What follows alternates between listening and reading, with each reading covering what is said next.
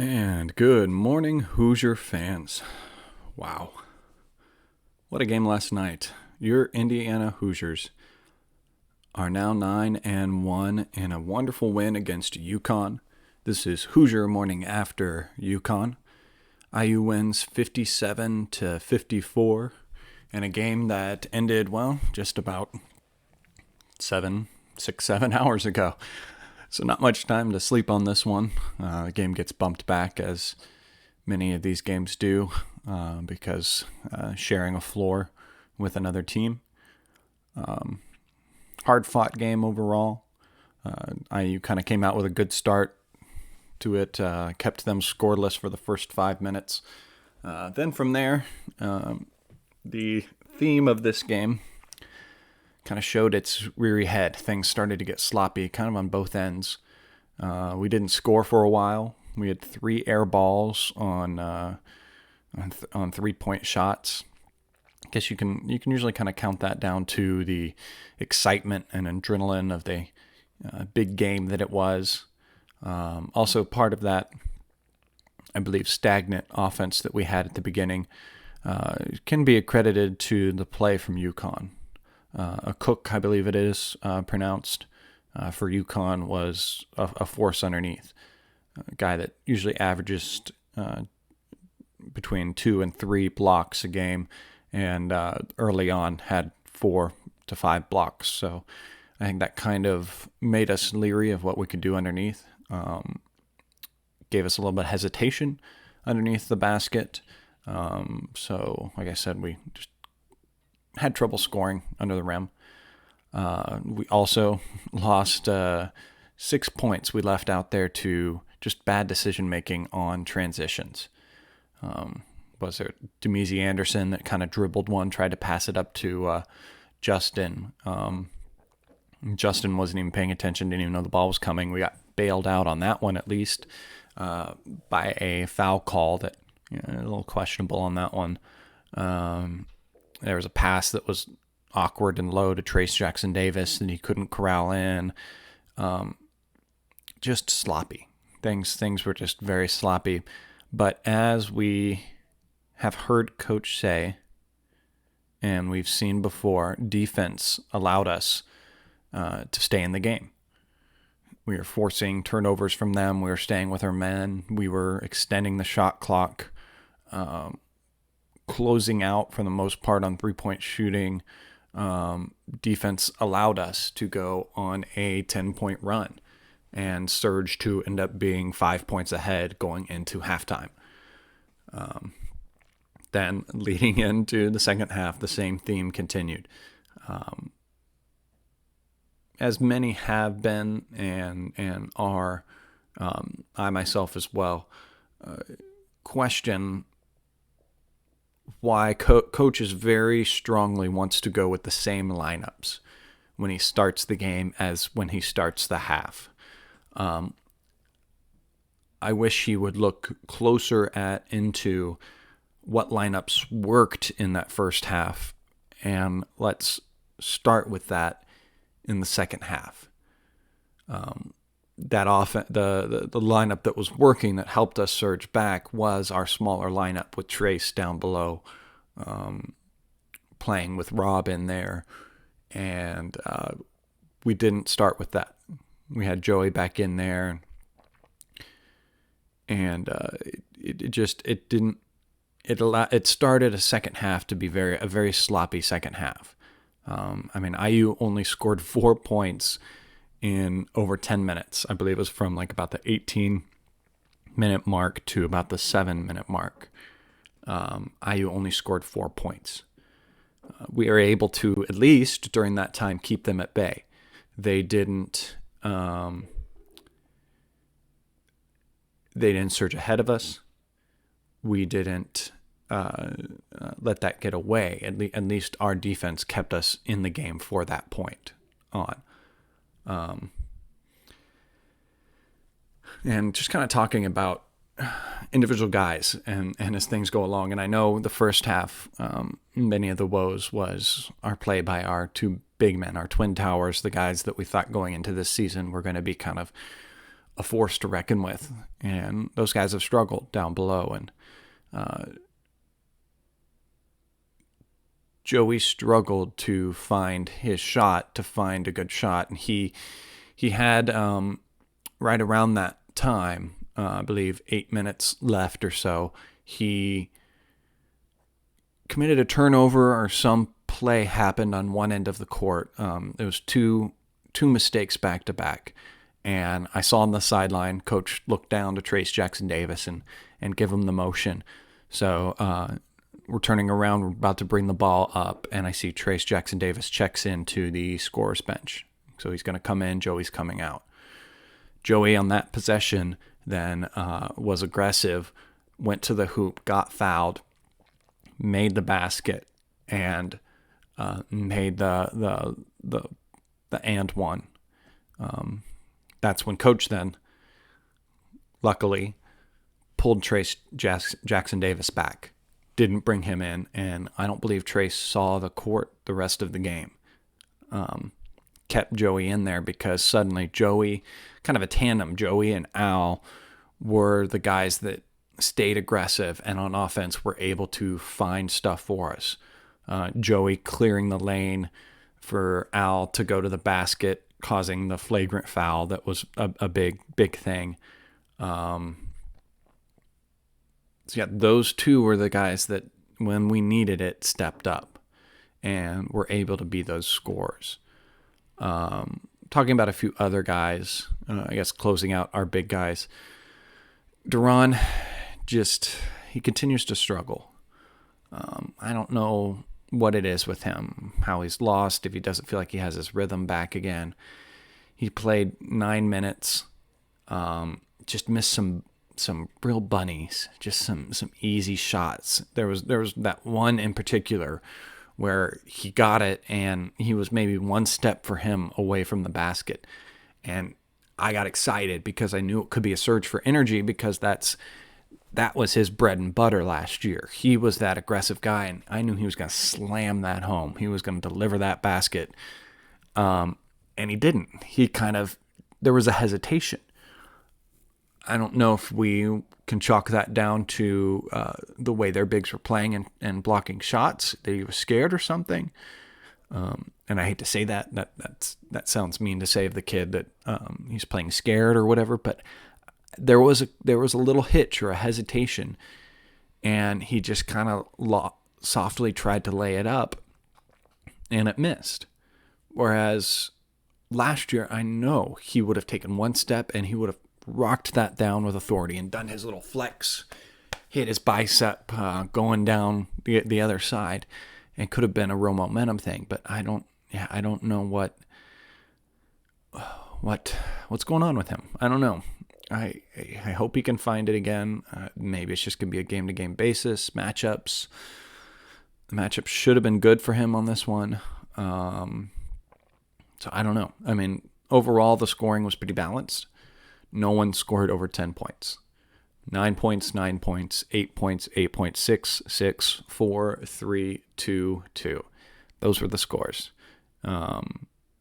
Race Thompson being the only player that played 4 minutes, didn't play very much, that did not score any points. That one was kind of interesting. I don't know. We didn't see him the whole second half.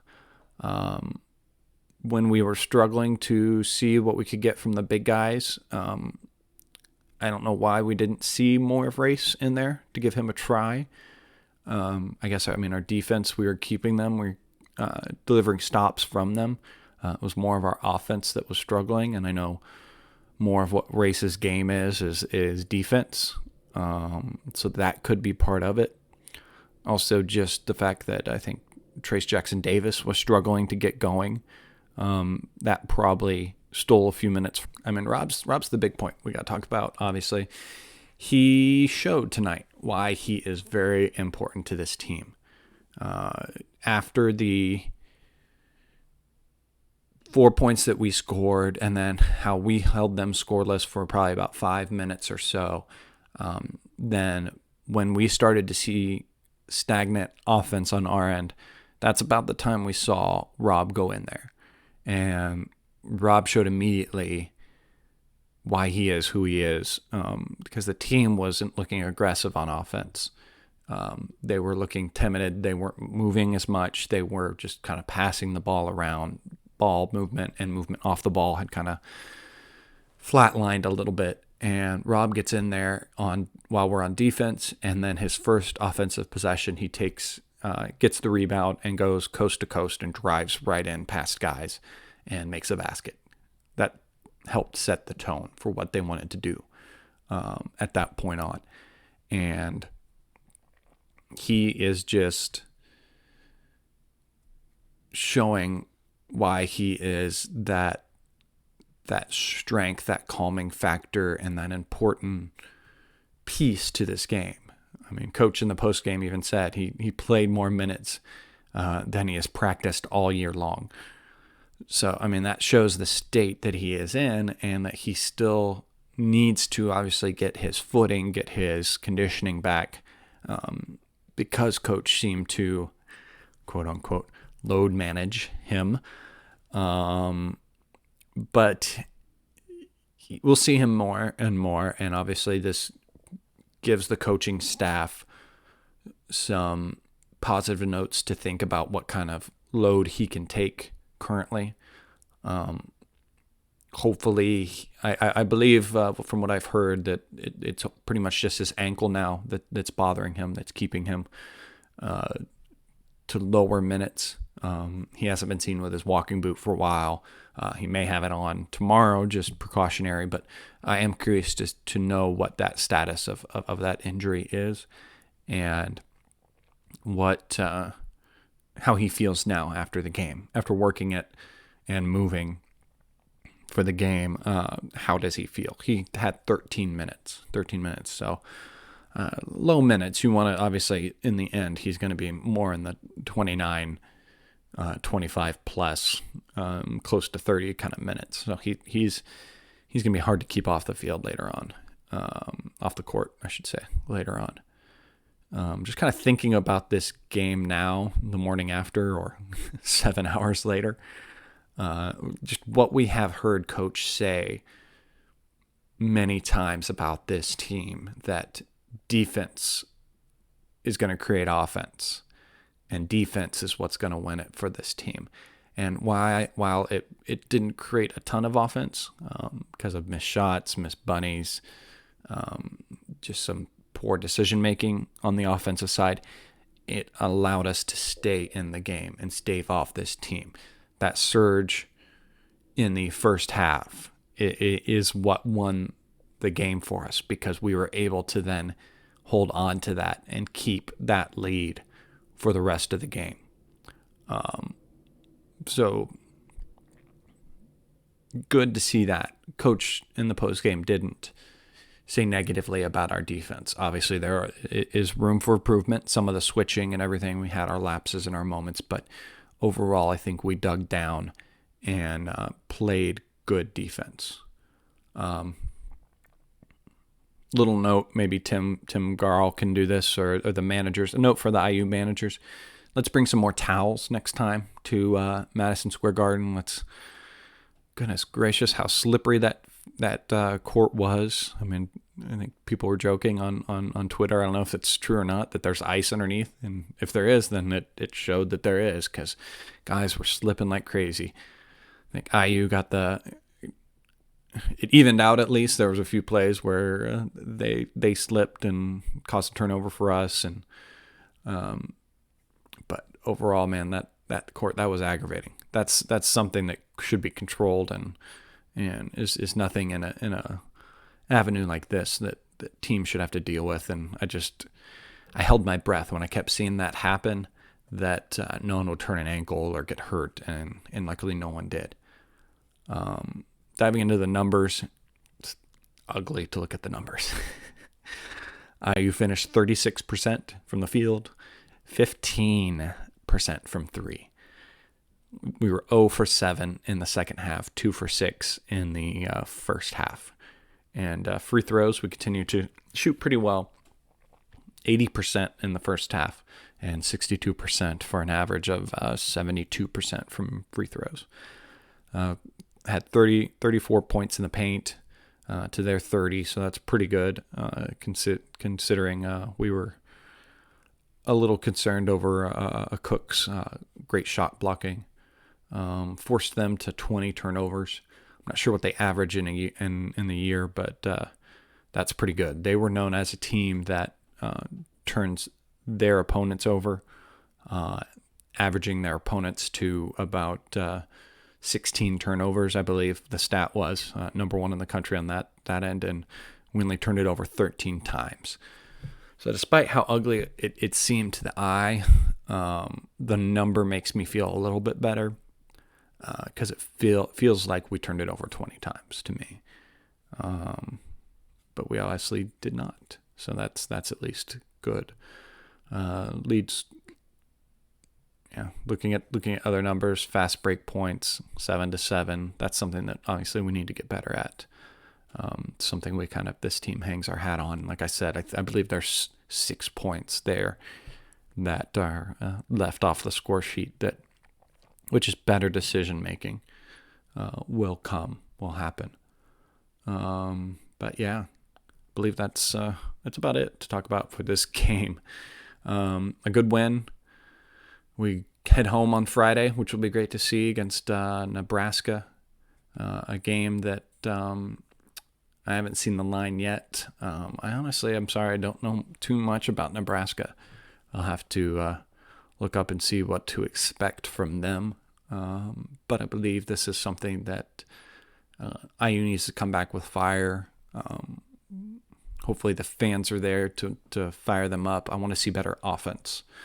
That's what I really want to see coming into this game. Better shooting. Let's keep the defensive energy. Let's keep the aggressiveness. But let's clean up the offensive side this time.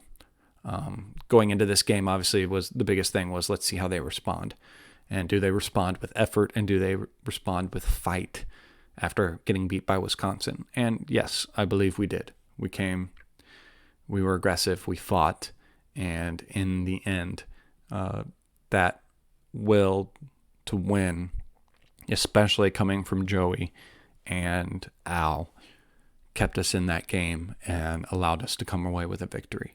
And that will be a game that will be very good down the road. A neutral site game, pretty much a home game for UConn. They're pretty close to there.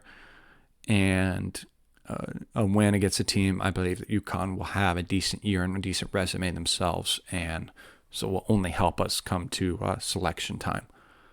So yeah, that's it for now. Thanks for tuning in. Like, subscribe on the YouTube channel. You can follow me on Twitter at General Chadwick. Thanks, guys. Have a wonderful day. Don't forget to smile and get out there and be a good Hoosier, guys.